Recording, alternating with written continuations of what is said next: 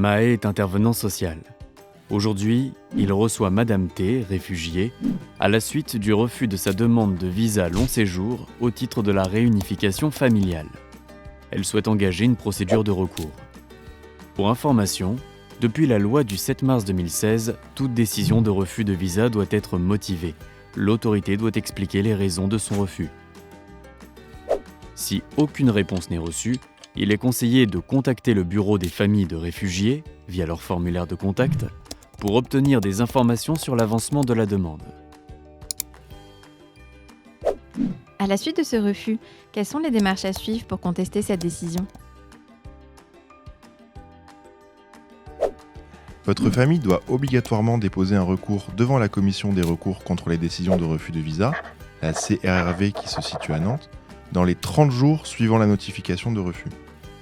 Ce courrier doit contenir les arguments qui contestent ce refus. Psst. La CRRV n'est pas une juridiction. Elle rend un avis auprès du ministère de l'Europe et des Affaires étrangères, qui est libre de le suivre ou non. Mais cette démarche est obligatoire afin de saisir le tribunal administratif par la suite. À savoir, un recours gracieux peut être intenté en parallèle par les membres de la famille dans un délai de 2 mois à compter de la notification par lettre recommandée avec accusé de réception pour demander un réexamen du dossier à l'ambassade. Si cela ne fonctionne pas, il faudra faire un recours contentieux appelé recours en annulation. Il doit être déposé devant le tribunal administratif de Nantes, seul compétent dans ce domaine. Ce recours doit être déposé dans un délai de 2 mois à compter de la notification de rejet de la CRRV ou du ministère de l'Europe et des Affaires étrangères, par lettre recommandée, avec accusé de réception. Pour cette procédure, il est nécessaire d'être accompagné par un avocat.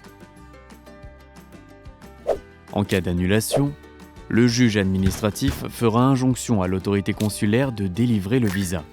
Les membres de la famille rejoignante devront entrer en contact avec l'autorité consulaire française de l'État dans lequel ils se trouvent pour déposer de nouveau la demande de visa.